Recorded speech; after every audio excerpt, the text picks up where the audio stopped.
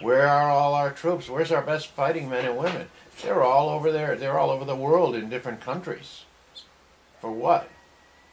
Ron Paul has the right idea. I'm not into politicians. I'm not into politics at all because it's the whole damn system's become so corrupt.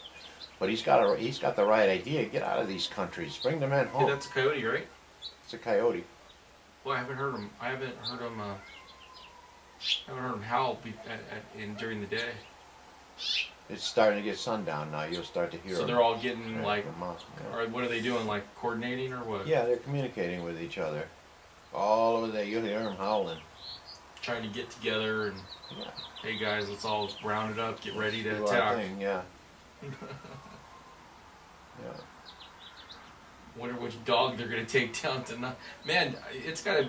People here gotta get tired of their dogs and cats missing. Yeah, that's why they keep them locked up. I mean, But you think they would jump the fence to get at a dog or a cat? if the fence was low, yeah, they definitely would. If they could get over the fence, they'd go after it. Yeah. Wow. My little dog that I had, her China, was a little Chihuahua. I rescued her from a coyote that was eating her. And she survived? She survived. Yeah, I brought her home. She was bloody. No way. But that's how I ended up getting her. I brought her home. Somebody had her on a leash, and they were and she was outdoors where the coyote could get to her. What was the coyote And I heard doing? her screaming and crying, so I went up there. It was my neighbor's house, so I went up there. How many houses down, approximately? 3 houses down. So, wow, that close. Yeah, and they were actually eating her. They were trying to get her off the chain.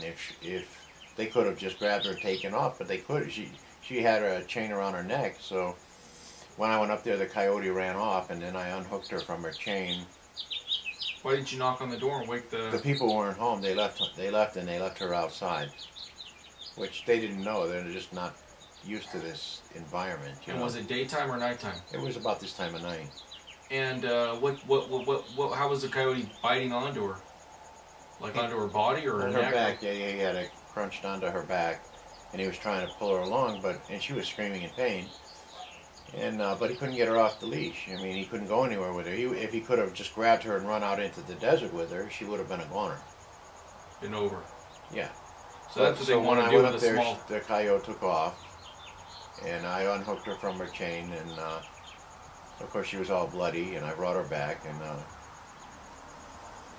And you mentioned something to me because we had a coyote kill one of our cats, our neighbor's cat, and she thought a person did it because the skull was ripped off, and she said it looked like someone pried open the skull with a hammer or something.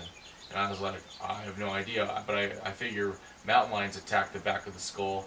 Thought maybe well, the the coyotes... brains are the most nutritious part of the entire body. You look at a cat, and when a cat attacks a mouse, the head is one of the first things they'll eat because the brain has so much protein, right? Fat. The brain is 100% fat. That's right too, and so that's what they go after. That's the most nutritional part of the rat. And you watch a cat, and that's the first thing they go after. They love it. They eat the brains. They eat the brains. Do you think we've evolved to eat brains as well? Of other animals? Of other animals? Yeah, I mean, it's a high fat source. I mean, if you don't have a lot of We don't calories. generally eat brains, do we? Not normally, but I'm wondering out in the wild if they do. Like if we were indigenous, if we needed calories and we wanted to, we were thin and we expended a lot of energy, wonder if we would be killing an animal and eating its brains first. Because I know bears do that. It's probably one of the first things they went after when they killed an animal. Was they probably went right after the brains. Yeah, because I know bears do that. They go for the head and then they go for the fat. The skin on the salmon. On the fish, yeah. Yeah, they eat the skins. And if there's a lot of salmon, a lot of times they'll throw the protein away. That's exactly right. Yeah. So it gives you a hint. They rip the skin off the fish and they eat the head off, and then they throw the rest of the fish away. Yeah, if there's an abundance of them. Yeah. So it makes you think, we're humans doing something similar at some point in time. Because it's not making sense. But we're going to see some dramatic changes. I believe we're going to see some dramatic changes very soon. The only problem is that we've lost, the connection that we've lost with the earth. Most people don't even know that, they wouldn't know how to plant a garden or grow a tree. We've lost touch with all of that. They're so dependent on being able to walk into a grocery store and buy what they want. They're used to being domesticated, to being taken care of by the corporations. They have no clue of how to survive. They have no clue at all. And what are they going to do?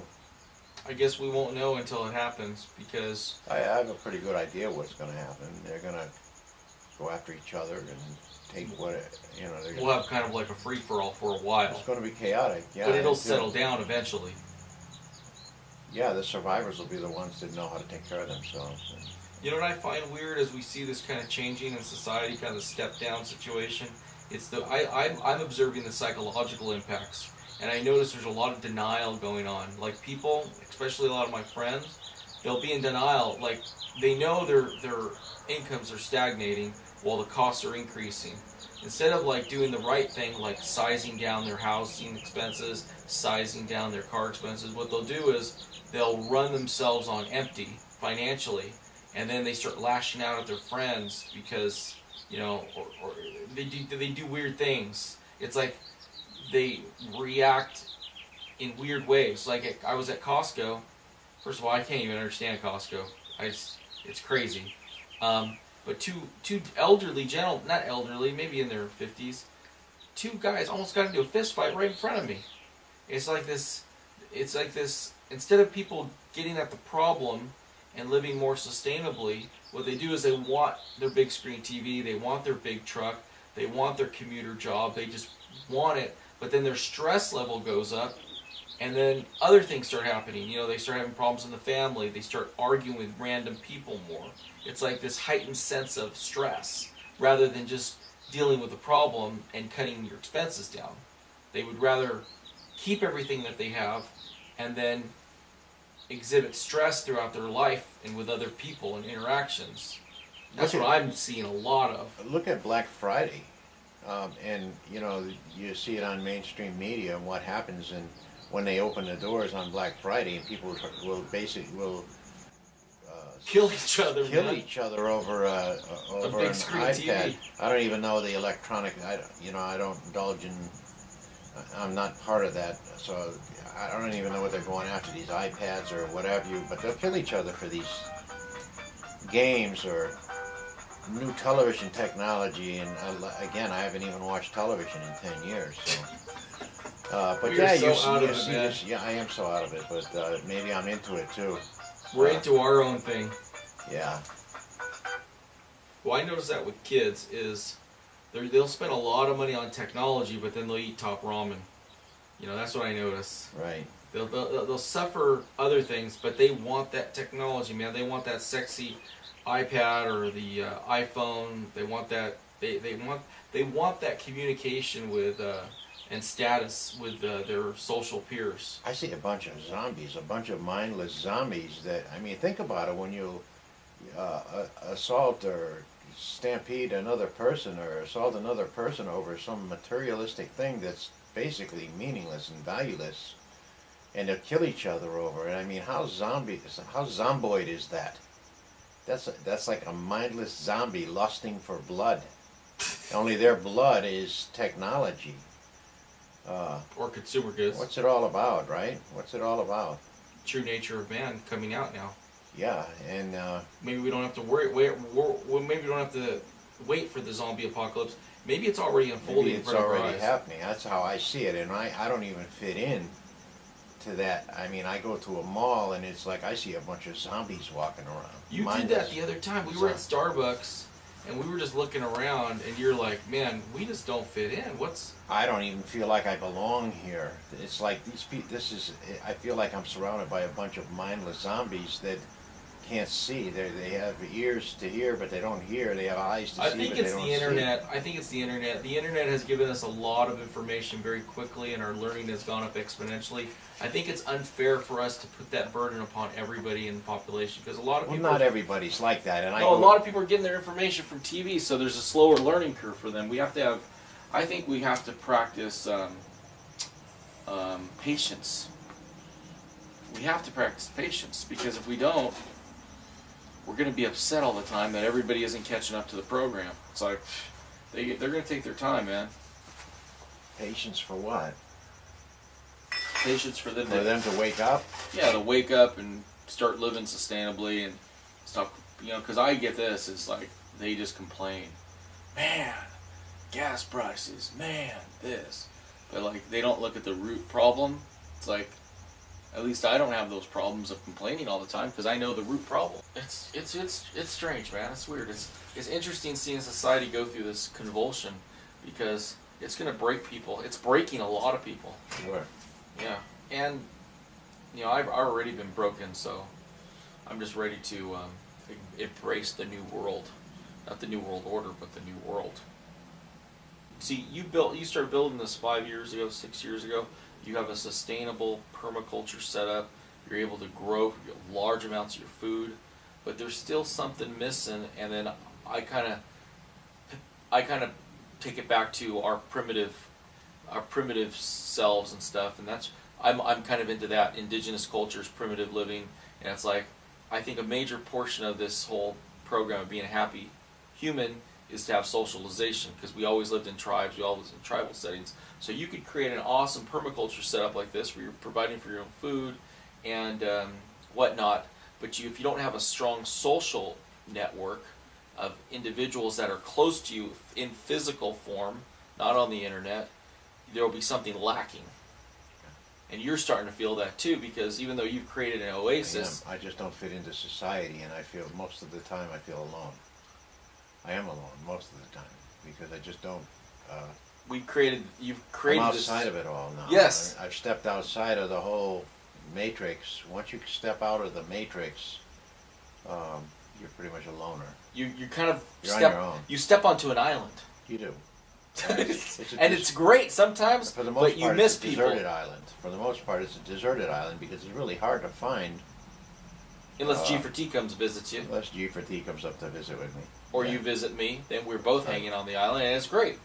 Yeah. All you need is a couple people. But it's hard to find that couple people. And a lot of my audience, here's what's going on with my audience. A lot of them are awake.